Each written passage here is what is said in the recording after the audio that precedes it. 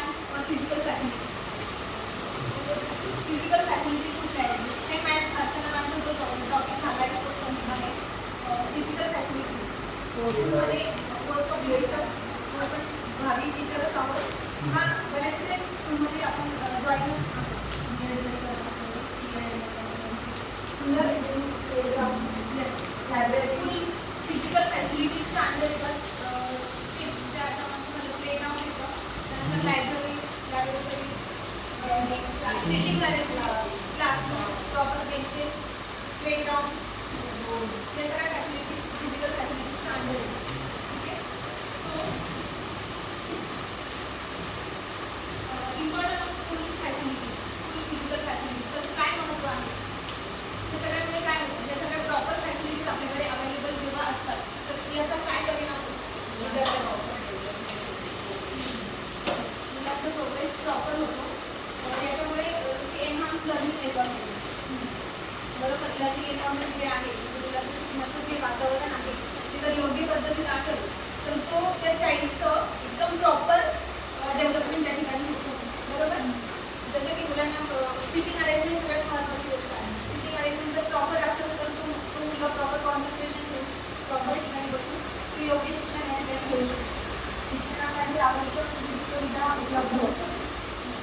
म्हणजे science lab, maths lab, science lab असतं किंवा लायब्ररी आहे स्कूलमध्ये, तर लायब्ररीतून मुलांना आधी पूरक विषय मिळतात अभ्यासासाठी. बरोबर, तर जे काही आपल्याकडे नाही आहे बुक्समध्ये जे एक्स्ट्रा करिक्युलर ॲक्टिव्हिटीज वगैरे विथ बुक्स जे पण एक्स्ट्रा करिक्युलर ॲक्टिव्हिटीज असतात ज्या आपण घेतो त्यासुद्धा या फॅसिलिटीजच्या अंडर येतात.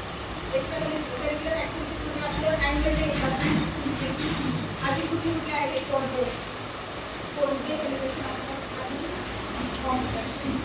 Various competition exam. आपण बघतो की वेगवेगळ्या प्रकारच्या एक्झाम्स घेतल्या जातात मुलांच्या मेंटल डेव्हलपमेंट होण्यासाठी, मेंटल ॲबिलिटी सब्जेक्ट ॲड केला जातो किंवा अजून भरपूर सायन्स एक्झिबिशन सुद्धा घेतल्या जातात.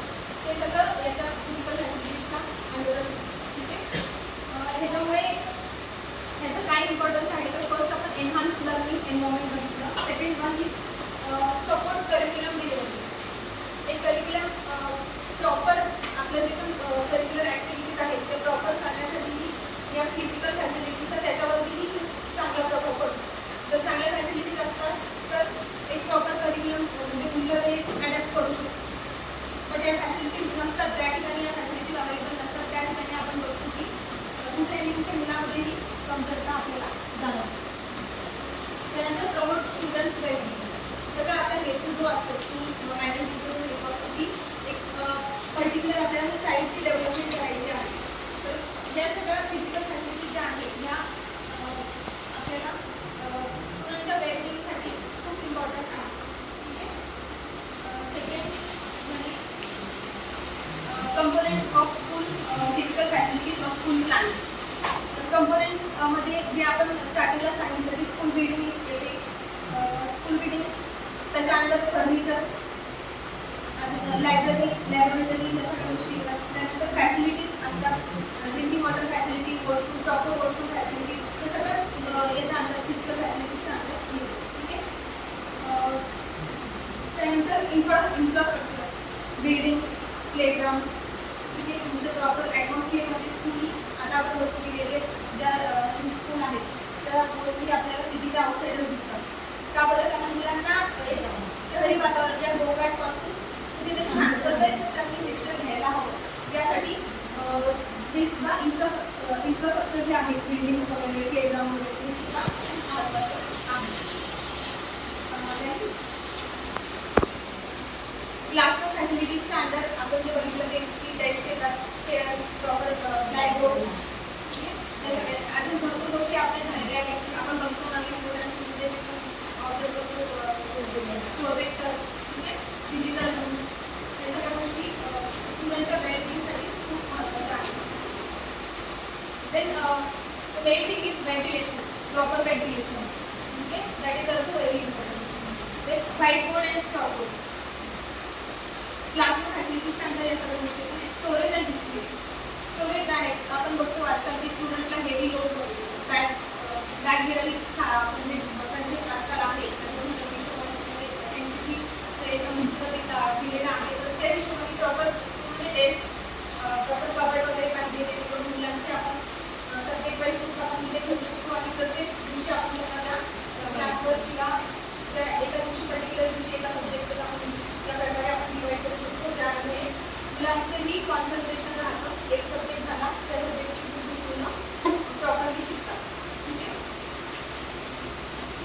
लॅबोरेटरी फॅसिलिटीजच्या under science labs, computer labs, computer सुद्धा खूप महत्त्वाचं आहे, कम्प्युटर लॅब्स पण येतात. त्यानंतर वर्कशॉप स्पेसेस, आपण बघतो पर्टिक्युलर हॉल्स असतात ज्या की वर्कशॉपसाठी यूज केले जातात.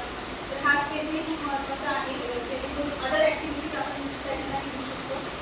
मुलांनाही एक असं वातावरण मिळतं त्या ठिकाणी की प्रॉपर आपल्याला तो पर्टिक्युलर ज्या ॲक्टिव्हिटी होतात त्या एका प्रॉपर ठिकाणी मिळतात. ते लायब्ररी अँड मीडिया सेंटर, लायब्ररीच्या अंडर तेच रिसोर्सेस असायला हवेत. त्यानंतर डिजिटल रिसोर्सेस, डिजिटल जी असते त्या ठिकाणी आपल्याला मुलांना इन्फॉर्मेशन, ॲक्टिव्ह इन्फॉर्मेशन मिळते. एक ॲडमिनिस्ट्रेटिव्ह ऑफिस, त्याच्या under principal office, staff office,